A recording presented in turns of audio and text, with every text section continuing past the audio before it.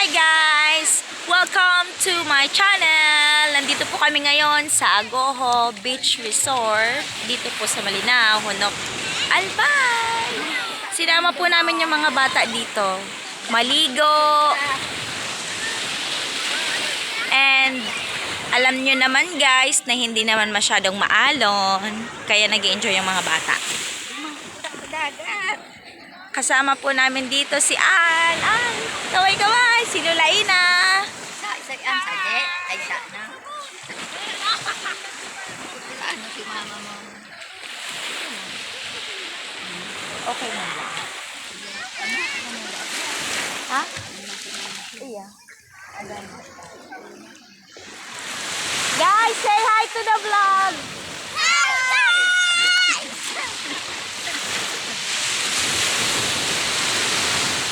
Maray pa, ano, sabi ang kumanda ang payo nila. Ang payo nila.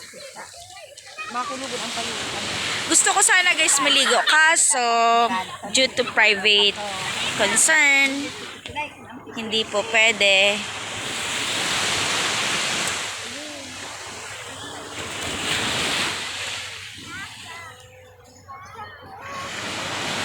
Masyadong maaraw na po. Time check. Anong oras na, Ann? I don't know. Siguro past 7 na po. Hi guys, welcome to Honok.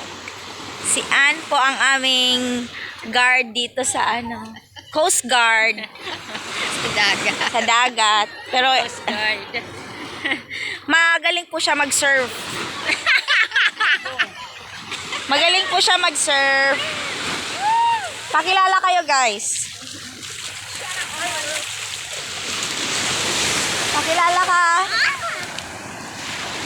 Ang aking mga pamangkin and pinsan.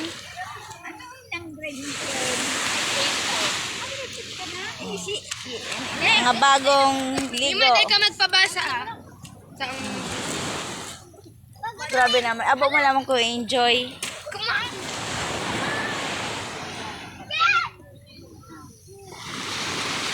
Pipicturean ko ka mo dyan. Psst.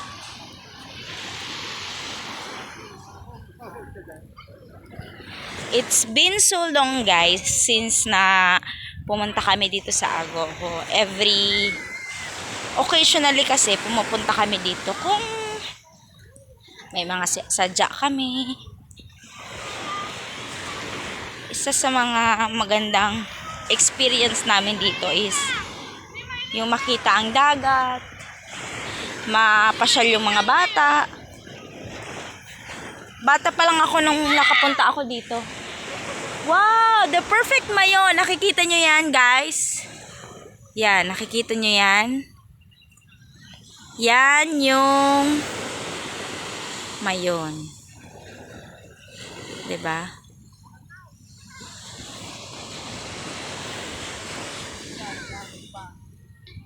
Perfect po dito kasi unang-una po free entrance, wala ka pong babayaran kasi po yung bahay po ng tatay namin, bahay ng mga kapatid ng tatay ng kapatid ng tatay namin,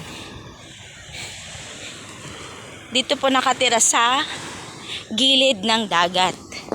So it means ito po ay isang low-lying areas kung saan pag may mga kalamidad, nandun po sila nililikas sa evacuation center.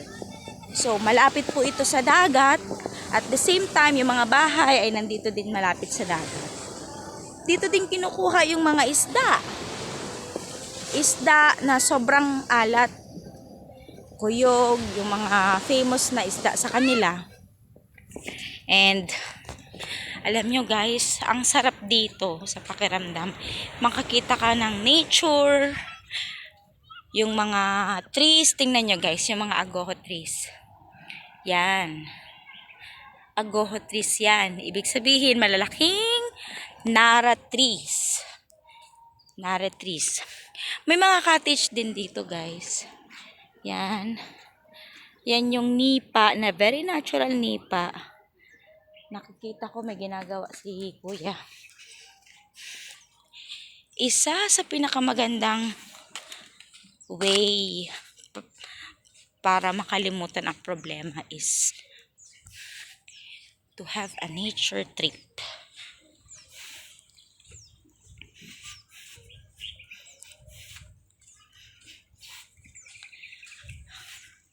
Madami pa pong magandang gawin dito. Tingnan nyo guys.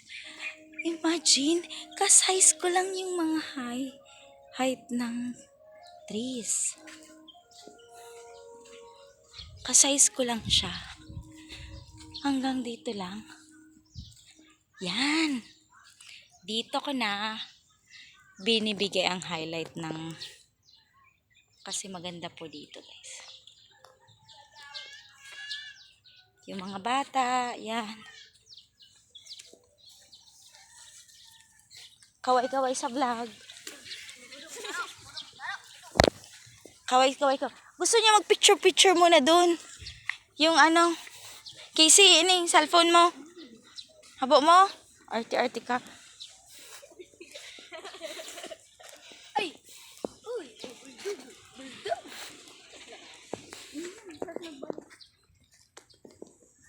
Anong ginawa niyo doon?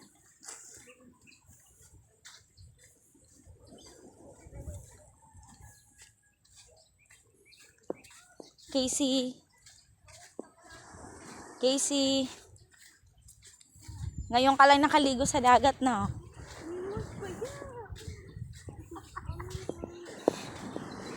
Casey. Ang ganda ng panahon, guys. Imagine, ang ganda-ganda ng langit. Ang ganda ng langit. Sobrang ganda, guys. Yan. Human nature. Ganyan po kamahal ng Diyos ang ating nature. Mamaya or mamayang gabi baka maalo na po dito. Kaya usual time na pwedeng pumunta ang mga bata at ang mga maliligo is morning. Pinaka early morning is 6 o'clock in the morning. Nung bata pa po ako, naaalala ko po, 2 years old pa lang po ako, ang first time na nakapunta po ako dito. Nakaupo ako diyan sa bangkang yan. Yang bangkang yan, or hindi ko na alam kung anong bangka na ginamit namin ng pag-picture. Yang bangkang mga ganyan. Naaalala ko, 2 years old pa lang ako, nakaupo ako sa ganyan. And nag-picture ako dyan. Pinicturean ako ng nanay ko para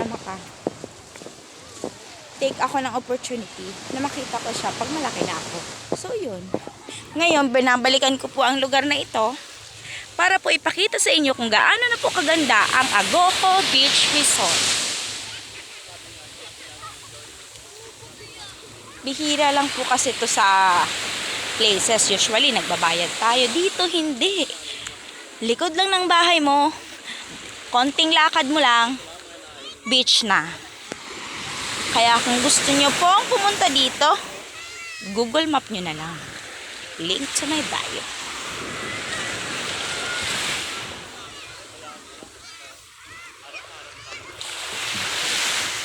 Enjoy na enjoy po yung mga bata. Balik na po kami dito sa may place na gusto natin.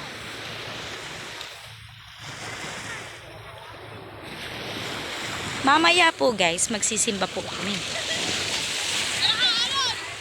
Ang misa is around 10 o'clock or 11 o'clock in the morning. After po dito, magsisimba kami. So dito ko na po tinatapos yung vlog. Thank you. Bye!